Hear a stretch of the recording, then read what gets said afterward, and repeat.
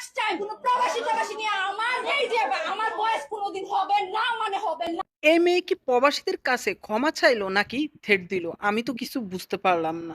জামাইরা তাহে বিদেশ আপুদের সুখের জন্য, কিন্তু জামাইরা তো আর জানে না আপুরা সুখেই আছে, পা তুলে তাদের লাঙ্গের কান। মূল কাহিনী হচ্ছে এই মেয়েটি গত কিছুদিন ধরে প্রবাসীর স্ত্রীদেরকে নিয়ে কুরুচিপূর্ণ ভিডিও বানায়।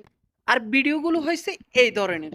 আইডির নাম প্রবাসীর বউ হলে বুঝে নিবেন বেডি লাং খুঁজতেছে। এই ভিডিওগুলো দেখার পরে যখন কিছু প্রবাসীর স্ত্রীরা কমেন্ট বক্স এবং ইনবক্সের মধ্যে প্রতিবাদ শুরু করা দেয়, তখন এই মেয়েটি আবারও এসে ভিডিও তৈরি করে ঠিক এইভাবে। যারা জামাই সারা বছরের পর বছর থাকতে থাকতে পর পুরুষের সাথে জয়েন হয়ে যায়, তারাও এসে আমাকে বলে আমার ঠ্যাঙ্গে সমান হইতে পারবি না।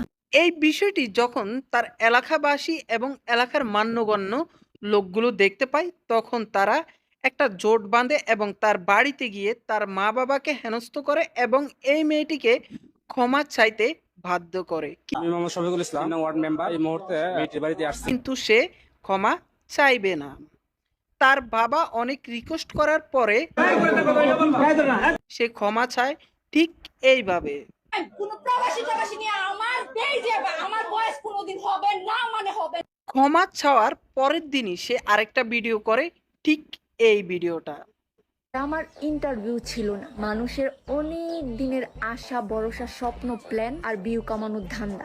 এই ভিডিও দ্বারা সে বোঝানোর চেষ্টা করেছে যে তাকে জোর করে ক্ষমা চাওয়ানো হয়েছে, সে একটু অনুতপ্ত না, আবার বলতেছে যে সে কোনো একটা জিনিসে সাকসেসও হয়েছে। সাকসেস তার কথাবার্তা দেখে আমি যতটুকু বুঝতে পারলাম সে আসলেই দৌলতদিয়া ঘাটের একজন বিজনেসম্যান। তার কথার স্টাইলটাও ঠিক তেমনই।